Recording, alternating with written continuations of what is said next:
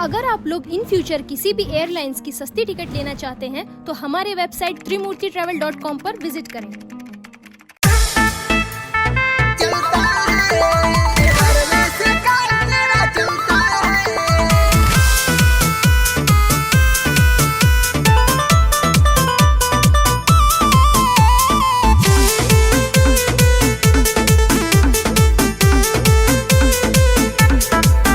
हमरा ससुरा में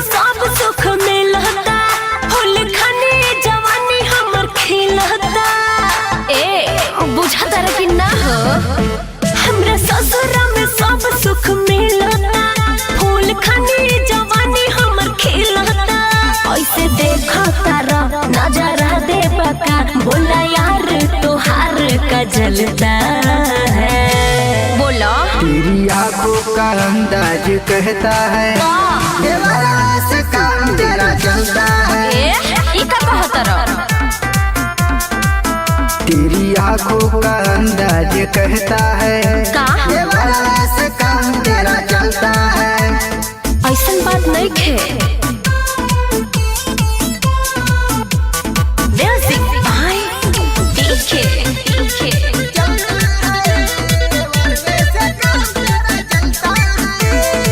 देवरा बहुत रखेला ख्याल हो, सैया बसल बड़े नैनीताल हो।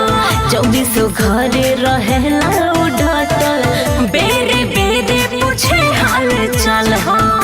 बुझला? देवरा बहुत रखेला ख्याल हो, सैया बसल बड़े नैनीताल हो। 24 घर रहेला उडटल, बेरे बेरे पूछे हाल चाल हो। जाना तानी जाना जवन छुपावा तारू हो, तू ता देवरे संगे गारा दाउड़ावा तारू हो।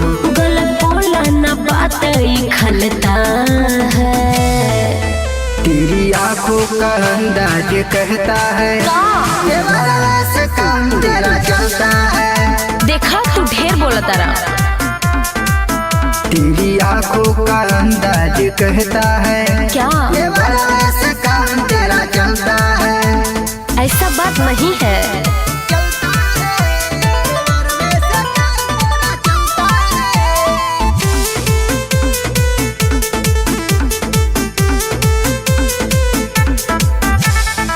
ये हो सबके भरा जाने गला, देवरा हवे हमरा जिगर के छाला। काहे के तोहर फटाता में छाती, दिल पर तू झूठे करता रहाला। देखा बात के पतंगड़ मत करो। ये हो सबके भरा जाने गला, देवरा हवे हमरा जिगर के छाला।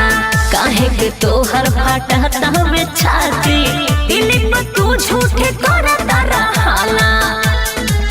खूब मौका पे चौका लगावा तारू हो, भरपूर गोरी माजा उठावा तारू हो। अखले सासी का खिसाब निकलता है।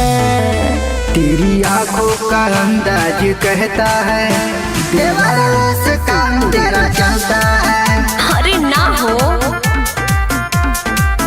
तेरी आंखों का अंदाज कहता है